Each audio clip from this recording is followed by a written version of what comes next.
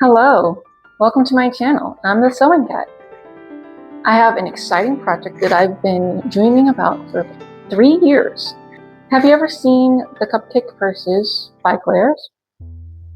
When I saw that, I knew I wanted to make that one. But this time, I wanted to make it adult size. So 3 years ago, I started gathering supplies, some stretch velvet I've had for about 10 years, a zipper. I wanted to make the base blue, so I had to find a nice lovely blue fabric. I wasn't sure a good place to find sprinkles for the top, so I got some sequins from Dollar Tree. I also got a thin treats bag to be a plastic to go over the top. These are some materials I had gathered to start off. I ended up not using the zip ties and found something else. But why 3 years? Well, by the time I finished gathering some of the supplies, it was already into fall, so didn't really want to start a summertime project then. The year after that, my sister was getting married and I wanted to make her a wedding dress. Last year, my health wasn't so good, so I really didn't get around to sewing until almost winter. This year was going to be my year. I wanted to make this purse as big as possible, so I used the measurement of the zipper I had with a little bit extra. I had a set of bowls that were coincidentally, the circumference of it was 5/8 of an inch larger than the other bowl, which worked great. I used the two smallest as the base for the cupcake purse. Next couple size up for the circumference on the top, and then one more to create the muffin top. If you ever think math might not be very important, try sewing. It is important. I had to draft a wrapper of sorts, and I used 9 different pattern pieces. 9 is just a number I came up with. And I needed a seam allowance to match up the sides of it, but also the circumference of the bottom. And if I was even, I think, an 1/8 of an inch off, it wouldn't have worked. I honestly made the pattern length based on how long the paper was. I first cut out fusible interfacing and then the blue out of it. I hadn't planned on the pattern being able to line up like this, but it was cool. It worked out great though, with minimum fabric waste.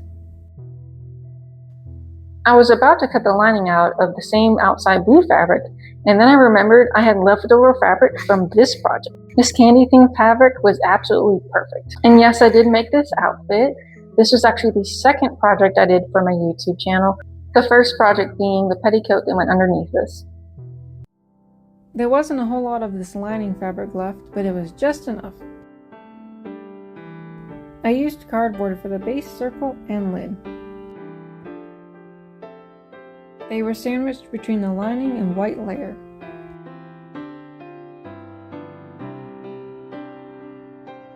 I sewed the sides of both lining and outside into strips. I made sure to iron the seams open real good. On the lining only, I top stitched up and down each of the seams. It probably would have been easier if I did it before sewing the loop closed. Now to pin, hand baste, then sew the lining to its base. It fit perfectly too and looked so cute.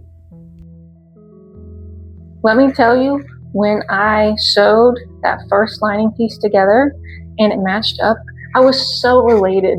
I knew it could work, but just seeing it in person line up so beautifully was just so exciting to me. For the top, I carefully sewed the velour and stretchy layer together. For the frosting part, I hand sewed some sequins on to be the sprinkles. I kept them roughly within the circle on the pattern and concentrated at the center. With the right sides together, I stitched just along the pattern edge, leaving a small gap. I trimmed seam allowance in and turned right side out. With clear plastic thread, I carefully sewed a layer of plastic over everything. After snipping into the edges, I turned the excess underneath and secured again. Once more, I went around the edge to sew it into the muffin top. On the very edge, I made a gathering stitch for later. I wanted to make this purse large enough to hold my phone and whatever little sewing projects I may be working on. To add gentle support to the sides of the purse, I cut out some soft horsehair braid. After taking a ladder to the ends to seal it, I sewed these inside the seam allowance. Again, something I probably should have done before sewing it all together. I decided I need more cupcake wrapper texture and top stitch down the middle of each of the outside pieces. That was then ironed to exaggerate the folds better. With that tube complete, I added a strip at the top to sew the zipper to. And then I made some piping for the first time. So sewing that sandwich style for the top really came in handy. I sewed the piping and another strip along the lining side. Then a quick break to make a label section that will also act as a hinge. I added the zipper along the lid side, ending it up against the label thing. After hand basting, I secured the label hinge on. Now for the bottom of the bag, I added an extra stitch line to be able to slide in some corset boning. This gives a nice crisp edge and more support. And now another strip of blue, this time for the lining. I wanted to cover up the inside of the zipper a bit, so I added a quick thing of pink ribbon. Now it's time for an unfortunate amount of hand sewing. First tucking the lid in, then tacking the lining to the shell. About halfway through, I decided I needed a pocket to keep my phone from crashing everywhere.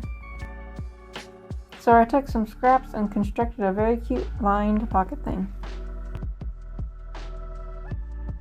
Then I painstakingly hand sewed yet another thing I should have sewn onto the lining early. Anyways, my sister reminded me in time that I probably should make the strap loops before I sew the cake to the lid. So yeah, I made a thin strap with the width of the swivel D rings and the length of the whole width of the fabric. Back to those gathering stitches, I pulled the fit around the lid and very sketchily sewed them to the white fabric underneath. Looking good! Now to precariously sew the other half of the zipper, and would you look at that, more hand sewing! To help the zipper sit nice and crisp, I tacked that side in place before sewing the lining strip over. For the final touch, I finished securing the label. This project came together relatively quick, although at the very end there was a lot of hand sewing, so that kind of took an extra week because it was a little boring and tedious. Now let's take a look at the finished product. I did finally set up a Patreon account. Are there any projects you've been waiting for a while to start?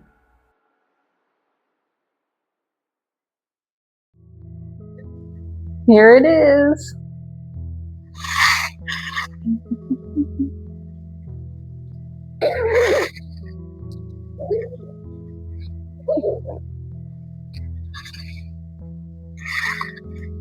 I tried to put as much structural support as I can in it.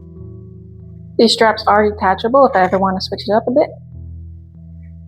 I do wish I put a little bit more support on the sides of these. It was a little bit unstable, but it's alright. Now let's see what it looks like on me.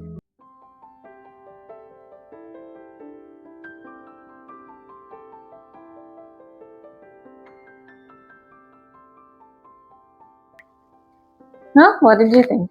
Are you excited about it as much as I am? Thank you so much for watching, and see you next time.